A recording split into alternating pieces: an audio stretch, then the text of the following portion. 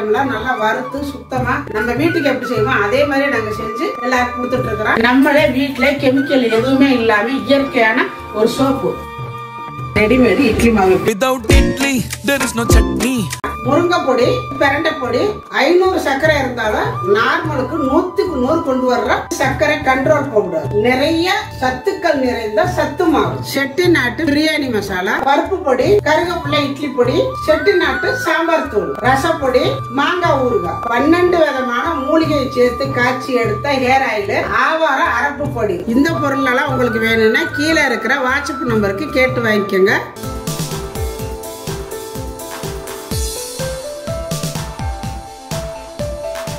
எல்லாருக்கும் வணக்கம். இன்னைக்கு நம்ம வீடியோல ரொம்ப வித்தியாசமா புதுமையா டிஃபரன்ஸான ஒரு சமையல் தான் நான் செஞ்சு காட்ட போறேன். இது என்னன்னு கேட்டீங்கன்னா பிஸ்பிளா பார்த்து செய்வோம் சாம்பார் சாதம். அதே மெத்தட்ல அதே மாதிரி செம்மையா இருக்கும். இது வந்து புளிப்பாத்து அவ்வளோ அருமையா இருக்குங்க. நான் அடிக்கடி செய்வேன், செஞ்சு சாப்பிடுவேன். இன்னைக்கு அதை உங்களுக்கு நம்ம செஞ்சு காட்டலாம். நிறைய பேர் புளிக்குழம்பு பிடிக்காதவங்களாம் இந்த மாதிரி நீங்க செஞ்சு கொடுத்தீங்கன்னா கண்டிப்பா வேண்டானே சொல்ல மாட்டாங்க. புளிக்குழம்பு பிடிக்காதவங்க கூட வேண்டாம்னு சொல்ல மாட்டாங்க.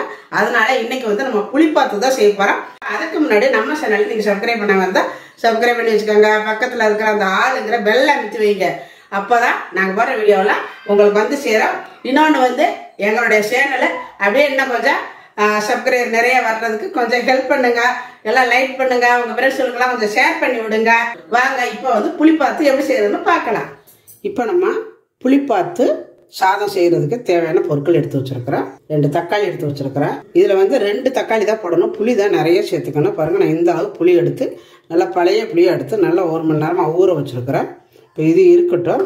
ஒரு மிக்சி சார் எடுத்துருக்கிறேன். ஒரு மிக்சி சாரில் 2 தக்காளி எடுத்து கழுவிட்டு வச்சிருக்கிறேன். இதுல இதை வெட்டிடுங்க.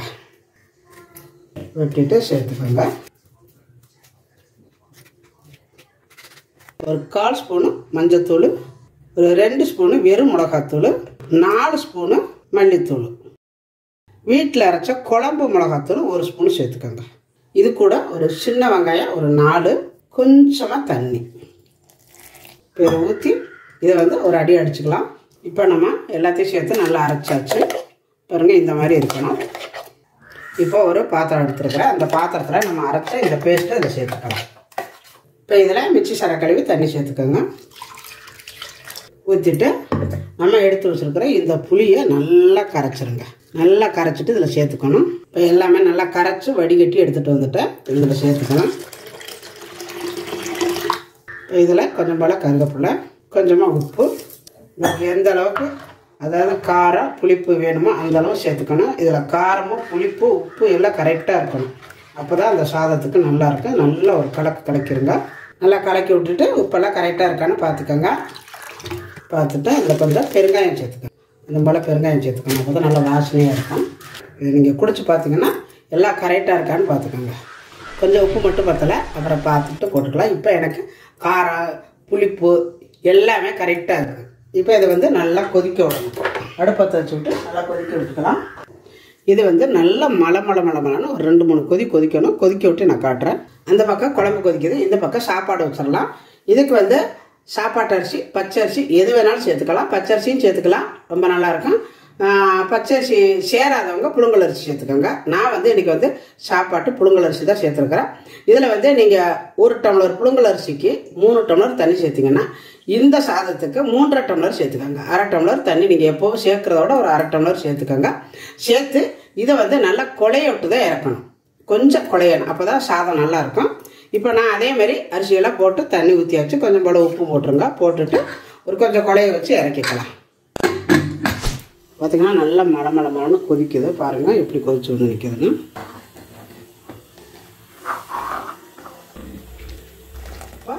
வடைச்சட்டி அந்த பக்கம் கொதிச்சுட்டு இருக்குது. இந்த பக்கம் நான் வடைச்சட்டி வச்சுருக்கிறேன். இதில் எண்ணெய் விட்டுக்கலாம். சட்டி காய்ச்சதும் எண்ணெய் விட்டுக்கோங்க. கொஞ்சம் எண்ணெய் கூடவே சேர்த்துக்கோங்க. கடைசியாக நல்லெண்ணெய் விடணும். நான் அப்புறம் காட்டுறவங்கக்கிட்ட. இப்போ நான் சன்ஃப்ளவர் விட்டுருக்குறேன். இதில் பூண்டு நல்லா 1 கை பாருங்கள், இந்த அளவுக்கு 1 கை வெட்டி வச்சுருக்கிறேன். இப்போ அதை சேர்த்துக்கலாம். அதே மாதிரி சின்ன வெங்காயமும் உரித்து கழுவிட்டு சுத்தமாக வச்சுருக்கிறேன். முழு வெங்காயமாகவே சேர்த்துக்கோங்க. பூண்டாக இருக்கட்டும் சின்ன வெங்காயம் இருக்கட்டும் நல்லா முழுசாகவே சேர்த்துக்கோங்க. சேர்த்துட்டு இதை ஓரளவு பொன்னாராக வர்ற வரைக்கும் வறுக்கணும். நான் வறுத்துக்கிட்டு காட்டுறேன். இப்போ பார்த்தீங்களா பொன்னரமாக நல்லா செவந்து வந்துருச்சு. இப்போ இதை இப்படியே அள்ளி இந்த பக்கம் குழம்புல போட்டுருங்க. கொதிச்சு கொடுக்குற குழம்புல இந்த மாதிரி இப்போ எல்லாத்தையும் அள்ளியாச்சு. அள்ளிட்டு இதில் அதே மாதிரி பூண்டை 1-2 நச்சு வச்சுருக்கிறேன். ஃபஸ்ட்டு நம்ம போட்டது முழுசாக போட்டோம். இப்போ இதை வந்து 1-2 நான் நச்சு வச்சுருக்கிறேன். இதை வந்து நல்லா முருக விடணும்.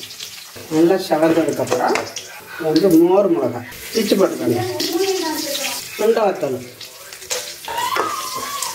இது நம்ம வீட்டிலே போட்டால் தாளிப்பு போடணும் பாருங்க.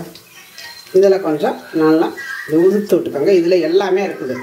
நம்ம கடுகு, சீரகம், சோம்பு, வெந்தயம் எல்லாமே இருக்குது. போட்டுக்கோங்க. நல்லா செவக்குது. நல்லா இந்த மாதிரி செவந்ததை கொஞ்சம் கருவேப்பிலை போட்டுக்கோங்க. போட்டுட்டு குழம்பை இதில் தூக்கி ஊற்றணும். பார்த்திங்கன்னா தூக்கி ஊற்றிட்டு பாருங்கள் எப்படி இருக்குன்னு. நல்லா இந்த மாதிரி இப்போ பார்த்திங்கன்னா கெட்டியாக வந்துருச்சு. நல்லா வாசனை செமையாக இருக்குங்க. பார்த்திங்களா? இதில் ஒரு துண்டு வெல்லம் நசுக்கி விட்டுருங்க. இப்போ இதை வந்து வாசனை போகாமல் அப்படியே மூடி வச்சு ஒரு 5 நிமிஷம் ஸ்லோவிலே வச்சுருங்க. நல்லா அதாவது இந்த வத்தல், வெங்காயம் எல்லாம் சேர்ந்து அது கூட சேர்ந்து நல்லா கொதித்து அந்த குழம்புக்குள்ளே உள்ளே சாரணும். அந்த வத்தல் எல்லாமே சேர்ந்து இருக்கட்டும். இப்போ சாதத்தை நான் எடுத்துட்டு கொஞ்சம் போல் அள்ளி வச்சுட்டு மீதி சாதத்தை பாருங்கள் இந்த மாதிரி நல்லா அப்படி அதாவது நல்லா கொலையை அப்படி விட்டுக்கோங்க. ஏன்னா குக்கரில் வச்சாலும் சரி, நீங்கள் வடித்தாலும் சரி, இந்த மாதிரி ஒரு அதாவது நம்ம தயிர் சாதம்லாம் செய்வோம்ல அந்த மாதிரி இருக்கணும். நல்லா குழஞ்சு இப்போ சாதத்தை நல்லா கொலைய மதிச்சு விட்டாச்சு. இப்போ இங்கே நம்ம புளிப்பாத்து ரெடியாக இருக்குது. இது 2ஐயும் மிக்ஸ் பண்ணிக்கலாம். இந்த மாதிரி கொஞ்சம் கொஞ்சமாக ஊற்றி கலந்துக்கோங்க. அதாவது இது வந்து நல்லா சூடாக இருக்கையில் சாப்பிடணும். அதனால் சாதத்தில் உங்களுக்கு கொஞ்சம் கொஞ்சமாக போட்டு கலக்கிக்கோங்க. வேணுங்கிறப்ப தேவைப்படுறப்ப கலக்கி சாப்பிட்டா ரொம்ப நல்லாயிருக்கும். இது அதாவது நான் வந்து பிஸ்மில்லா பாத்து சாம்பார் சாதம் செய்கிறேன் பார்த்தீங்களா, அதுவுமே அப்படி தான். உங்களுக்கு உடனே கலக்கி வச்சுட்டு கொஞ்சம் நேரம் எடுத்து சாப்பிட்டிங்கன்னா அது டேஸ்ட்டாக இருக்காது. அதாவது ஆறிடும், அப்புறம் கல்லாட்டை அதாவது கெட்டியாக வந்துடும். கலக்கணுன்னு சாப்பிட்டிங்கன்னா நல்ல டேஸ்ட்டாக இருக்கும். அது மாதிரி தான் இதுவுமே நம்ம கலக்கின உடனே சாப்பிட்டிங்கன்னா நல்ல டேஸ்ட்டு பிரமாதமாக இருக்கும். நல்லா வாசமாக இருக்குதுங்க, செம்ம வாசமாக இருக்குது. அதாவது பசியே இல்லாதவங்களுக்கு கூட பசியை தூண்டிடும், அந்த அளவுக்கு வாசனையாக இருக்கும். நம்ம மரத்து மாம்பழம் அரை இருடா. இப்போ பாருங்க புளிப்பாத்து ரெடி ஆயிடுச்சு, செம்மையாக வந்திருக்குது.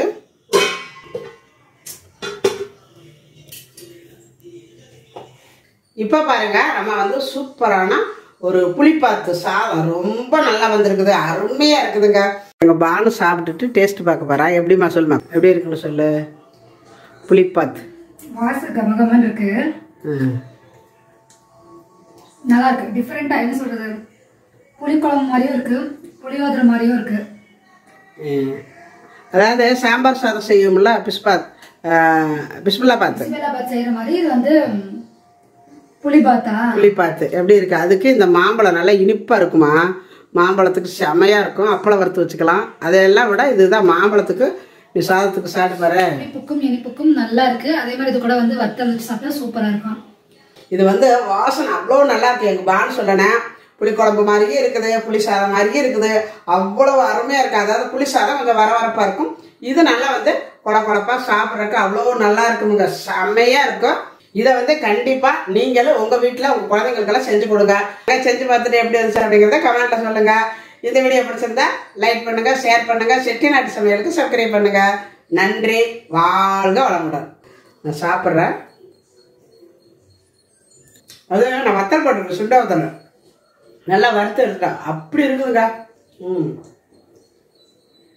உள்ள போயிட்டே இருக்கு, அதாவது மெல்லலாம் வேண்டாம், உள்ள போயிருக்காமா.